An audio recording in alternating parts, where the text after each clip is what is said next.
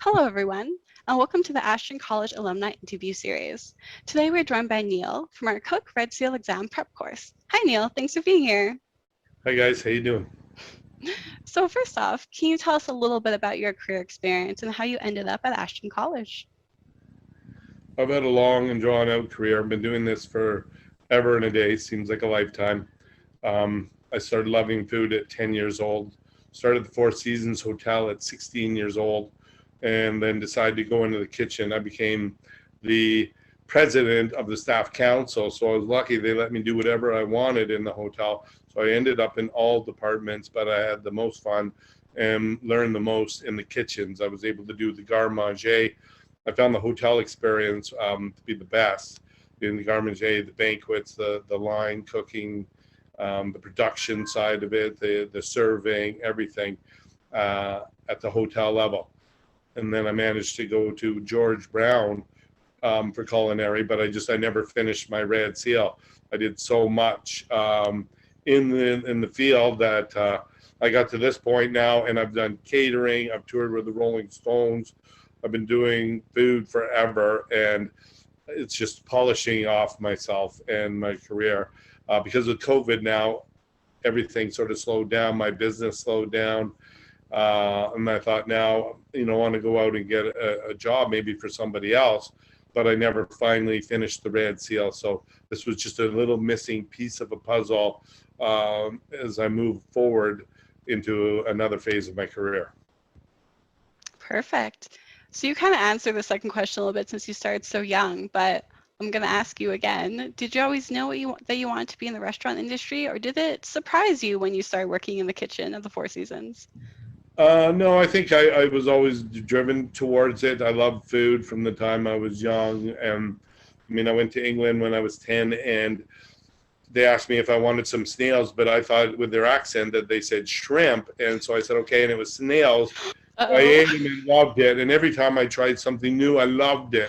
When I was 10 or 11, I had filet mignon, and I felt deprived because I only had T-bones and sirloin and strip loin. And once I had tenderloin, and I didn't get enough of it, went out, bought my own, saved my allowance, and got a baked potato and a 1 pound filet, cooked it myself, and at that point I took over the grill and then never looked back. And by the time I was 14, if I went to a restaurant, I said, if there's something on the menu I've never had, that's what I'll order. And so I learned to eat everything and try everything, and really rounded out my taste buds and being able to be a chef and know how everything should taste by trying everything.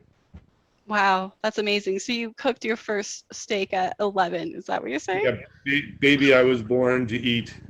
That's amazing. Yeah. So what do you love about cooking, and what excites you about the field? So not eating, but cooking for other people. The satisfaction is the self-satisfaction that it tastes great and you made this very wonderful food. It's something you have to eat every day, and I thought if you got to eat every day, you may as well make it a good experience and taste great. And then other people love it, so I love going to people's houses and making them food that's elevated that they wouldn't normally get, or even going to friends' houses and opening up the refrigerator, making something, and they're like, "Oh my God, this came out of my fridge." And they had no idea they even had anything in their fridge that was edible until I showed up, and things like that, that taste great and that's filling. Wow, that's awesome. I love that, going to a friend's house and just making something out of what they see as nothing, but they're actually as something. That's awesome.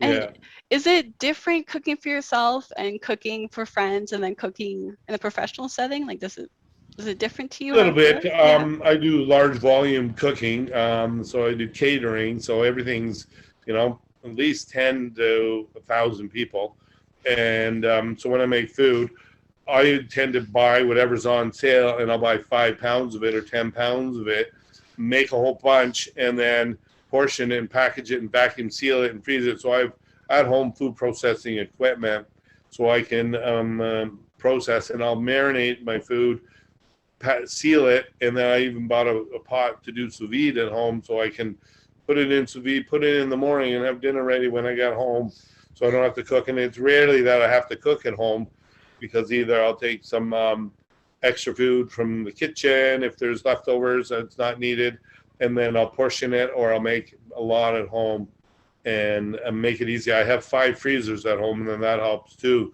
so that I can fill. So I could probably survive for about a year if there was, ever, a disaster. And as long as I had to get a generator, it's the one missing piece to my 5 freezers. So you sound like the meal prep king almost. Yeah, the guru of the food. Exactly. So for the Red Seal prep course at Ashton, who was your instructor? Adam Adam. Foley. Yeah, Awesome. he's I've a heard good good guy who's things. willing to help any way he can, and above and beyond just the class, you could contact him. And so I sent him some emails, and he communicated, and he was very quick and helpful with extra answers for me. Perfect. That's awesome. Were there any highlights in the Red Seal course that you had here? A lot of the stuff was common sense, but it helps to go over it and just to reiterate. And people that are new, it teaches them from the ground up everything you'll need to know, and then you can apply it into. You're going to, of course, learn on the job, but when you get to the job, you already would know a lot. And even if you've done the job for a while, it's good to help round out, and you can fill in some missing gaps, because not every chef knows the same thing or knows everything. And so it helps find you learn things that you might have been missed. Perfect. Was there anything that challenged you about the course? I've been told it's a dry course because of the content involved, but other than that, was there anything else that challenged you? Some of the formulas I had to go back and redo, and then I'd missed the first class, so I went back and I was trying to find some of the history, which I didn't know, some of the history of, from the 1800s. So I had to go back and learn that, because I didn't know how the chef thing had started. I know a lot of the names of the chefs and the garde mangers and the chef de partie, and yeah, so it helped to reiterate, to go over some of those things, and find out things that I didn't know, and I was able to learn by taking the course. So was there anything that surprised you about the learning experience, especially since it was an online course? Um, no, I kind of like the way it was all laid out, and so it's all in writing, and you follow along in writing, and if you miss something, or if there's days you couldn't be there, you could just go ahead and read the PowerPoint, really, because Adam would just read the whole thing, and you could stop. And if you're there, you could stop and pause and add questions, and then ask questions after too if you weren't there. I found so it worked both ways, where you could be there and you didn't have to be if you wasn't necessary, or if you had catering to do, if you had to feed an army or anything like that. Exactly. Helpful if you still have a job to do outside. Well, the good thing too is it was 6 o'clock in Vancouver time, which was 9 o'clock in Toronto. So Oh, you're in Toronto. enough that I was rarely had to work at that time of day. Okay. Have you taken the exam now? No, I haven't. I've been so busy. Just had to finish some of the tests I was doing, and I got it to, I think, 8, and I still had actually some questions I've been meaning to ask Adam about, and with some of the formulas, just to confirm it, but I've pretty much done most of it, and I've gotten 80, 90% all the way through. But the Army, I had time when I started this in the spring, and I thought, I should finish my Red Seal. I got all this time, and by the time it started in July, the Army went from 2 days a week to 7 days a week, and I was going nonstop. And then people started having parties again, so catering started kicking in. So I found I would, rush home from catering just to do the online and get up at 5 in the morning and go back to work again. So I've been working pretty much nonstop since I took this, and with the thought I was in the lull to finish it. But so I'm trying. So hopefully you'll be able to soon, is what you're saying. Yes. I want. Do you feel more prepared to take the exam after you're going through the course? Yeah, because I know now what's expected, and there was some things that I, had never learned, and then now I, I feel I'm a know-it-all. Nothing wrong with that, right? Yep. Knowledge is power. Exactly, Knowledge. exactly. Yeah. So do you have any advice you would like to give someone who consider taking the prep course or doing the Red Seal exam? Don't be picky. If you're going to be a chef and you want to learn to cook with food, you can't be picky because you're feeding people food you may not like. So, and you have to be able to try this stuff and know what it tastes like, and to be rounded out. So you can have such a narrow scope of what's expected by a client, and so in the end, even if you don't like it, you should eat it or learn to like it. So, I've worked with people that chefs that don't eat curries and won't eat lamb, and it just doesn't work because they're like, you can't taste it. So last question, you can share a story if you like with this, or you can just answer the question. What is your favorite thing to cook, or do you have a favorite celebrity chef, or are you a celebrity chef? Yeah. Um, well, yeah, celebrity chefs. I like Bobby Flay is kind of cool, and Guy Fieri. I love watching that show. Um, I loved Triple D, Dives, Yes.